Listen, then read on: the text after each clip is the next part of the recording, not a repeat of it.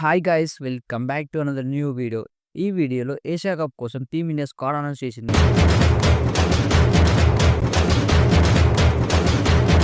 అలాగే probable playing eleven ఎవరో తెలుసుకుందాం. అలాగే వైస్ కెప్టెన్గా గిల్ ఆడుతున్నాడు.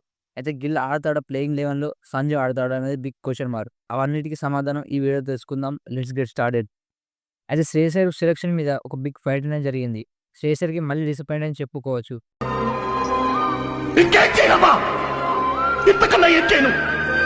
అతను ఐపీఎల్ అలాగే రంజీ ట్రోఫీలో అద్భుతంగా రాణించినా కూడా అతన్ని మళ్ళీ సెలెక్ట్ చేయలేకపోయారు.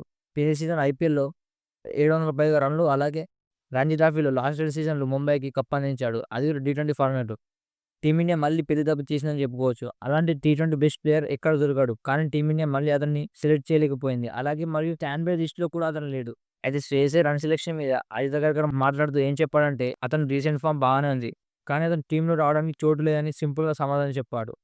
అయితే శ్రేయస్ మళ్ళీ నెక్స్ట్ టైమ్ ట్రై చేయాలని చెప్పుకొచ్చాడు. కొత్త ప్లేయర్స్ అలాగే వైస్ కెప్టెన్. అయితే టీమిండియా ఏషియా కప్ కోసం స్క్వాడ్ చూసుకుంటే బ్యాటర్స్ సూర్యకుమార్ యాదవ్, తిలక్ వర్మ, శుభ్మన్ గిల్, అలాగే Rinku Singh. Wicket keepers Sanju Samson, Jitesh Sharma. Allrounders Abhishek Sharma, Shivam Dube, Axar Patel, Hardik Pandya. Bowlers Bumrah, Arshdeep Singh, Kuldeep Yadav, Varun Chakravarthy and Harshit Rana. ఇది స్టాండ్ బై లిస్ట్‌లో జైస్వాల్, ప్రసిద్ కృష్ణ, భాషిమర్ సుందర్, రియాన్ పరాగ్, జో జురెల్.